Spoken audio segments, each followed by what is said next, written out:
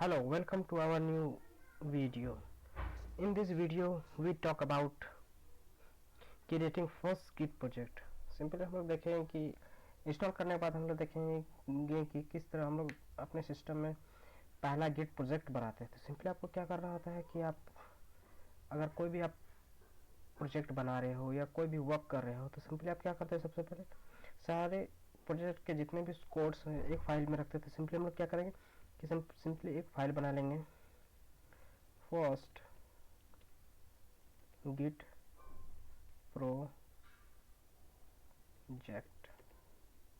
Simply हमने क्या किया कि एक फाइल बना लिया। तो सिंपली आपको भी एक फाइल बना लेनी है जिसमें आप अपने प्रोग्रामिंग से रिलेटेड या फिर अपने उस टूल्स सॉफ्टवेयर से रिलेटेड कोड्स को रखेंगे जिस फोल्डर में वो उसमें बनाने के बाद सिंपली आपको क्या करना है कि उसी फोल्डर के डायरेक्टरी में जाना कमांड लाइन के थ्रू। तो सिंपली मैंने ये कहाँ पे रखा है, सिंपली मेरा ये desktop git tutorials and first git tour. तो सिंपली अगर आप लिनक्स चला रहे हो तो सिंपली आप यहाँ से क्लिक कर सकते हो। जैसे ही आप इसे क्लिक करोगे यहाँ ओपन टर्मिनल करोगे, जैसे आप यहाँ पे ओपन करोगे तो आपको यहाँ पे आ जाएगा। अगर आप इस शॉर्टकट्स को ना यूज करते हो तो सिंपली आप क्या करो, CD डेस्कटॉप और सिंपली आप टैप करोगे तो वो पूरा हो जाएगा। सिंपली गिट और फिर मैं अपने टैब बटन दबाऊंगा। जैसे टैब बटन दबाऊंगा तो वो गिट ट्यूटोरियल पूरा हो जाएगा। तो सिंपली फिर इसके बाद था फर्स्ट तो सिंपली इंटर करने के बाद देखेंगे कि हम उस फोल्डर में पहुंच चुके हैं। तो अब क्या करेंगे, सिंपली अभी हमें यहाँ कोई भी फोल्डर नहीं दिख रहा है तो सिंपली हम सबसे पहले करेंगे गिट को इनिशियलाइज करेंगे और अपने गिट के पहले प्रोजेक्ट को क्रिएट करेंगे। सिंपली लिखना है गिट इनिट।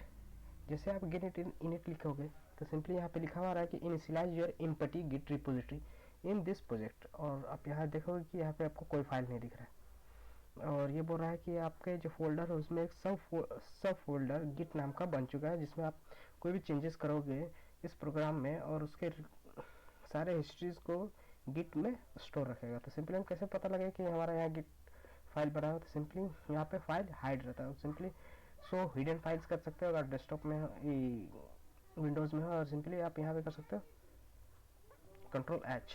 जैसे आप Ctrl+H करोगे तो मतलब कंट्रोल हाइड, तो जो हाइड फोल्डर है वो आपको दिख जाए। तो सिंपली आप देखोगे कि यहाँ गिट नाम का फोल्डर बन चुका है। तो सिंपली ये हमारा पहला गिट रिपोजिटरी का प्रोजेक्ट बन चुका है।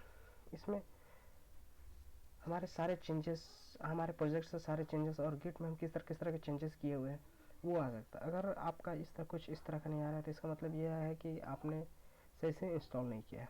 तो आप एक बार कॉन्फ़िगर फिर से कर लेंगे तो सिंपली देखेंगे कि आपका ये गिट इनिशियलाइज हो चुका है। और यहाँ पे एक सब डायरेक्टरी, जैसे हम सब डायरेक्टरी खोलेंगे तो देखेंगे कि इसमें branches, hooks, information, object, reference, config, description and head, इस तरह के फाइल्स एंड फोल्डर्स बने हुए हैं। तो ये क्या करते हैं कि हम जितने भी, अगर जैसे एक बार हमने कुछ चेंज किए फिर वो रखे और दूसरी बार जब उसमें हम उस सॉफ्टवेयर या फिर सोर्स कोड में कुछ चेंज करते हैं फिर वो अलग से रखते हैं, तो ये गिट हमारा वो सारा चीज़ स्टोर करके रखता है हमारे सिस्टम में।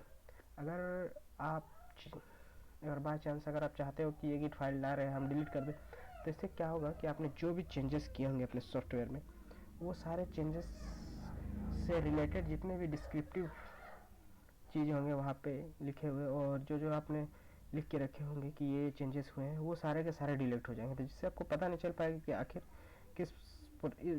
प्रोजेक्ट में हमने कहाँ क्या क्या चेंजेस किए वो आपको पता नहीं चलता। तो सिंपली आप चाहो तो इस फोल्डर को इसीलिए यहाँ पे रखा जाता है हाइड करके, ताकि इसे कोई डिलीट ना कर दे जब भी आप गिट प्रोजेक्ट बनाते हैं। तो सिंपली क्या करते हैं, Ctrl+H करते हैं। अगर लिनक्स में है तो ये हाइड हो जाएगा तो सिंपली हाइड कर देते हैं। तो सिंपली आप कर सकते हो। और आप देखना चाहते हैं कि आपका ये फाइल बना या नहीं बना, या हमारा जो गिट का प्रोजेक्ट हुआ या नहीं, तो सिंपली आप गिट स्टेटस कर सकते। तो सिंपली लिखा हुआ आएगा कि ऑन मेन ब्रांच, मतलब आपका एक मेन ब्रांच क्रिएट हो गया जिसमें कोई भी अभी तक नहीं कमिट है। तो आप सिंपली बोलेंगे ये कह रहा है कि नथिंग इज टू कमिट। और अगर आप क्रिएट या कोई भी फाइल यहाँ रखना चाहते हैं तो सिंपली आप गिट ऐड करके इसमें ऐड कर सकते हैं। तो आई होप आपको समझ में आ गया होगा कि हम लोग किस तरह कोई भी फाइल्स और फोल्डर इसमें ऐड कर सकते हैं। तो अगर आप, जैसे मैं आपको बताता हूँ, अगर यहाँ पे कोई फाइल या फोल्डर है तो सिंपली आप यहाँ क्या करोगे, क्रिएट कर लोगे। तो सिंपली मैं टर्मिनल से क्रिएट कर सकता हूँ। नहीं save.txt,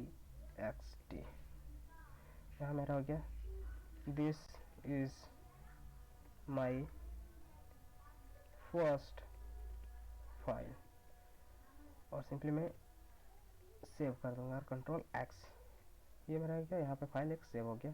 जैसे आप देख सकते हो डेस्कटॉप में हमारे यहाँ पे save.txt।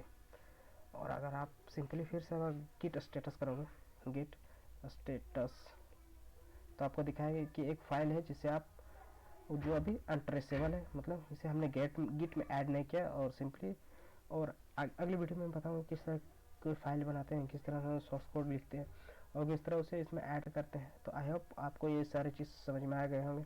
तो फिर अगले वीडियो मिलते हैं, अपने अगले वीडियो में मिलते हैं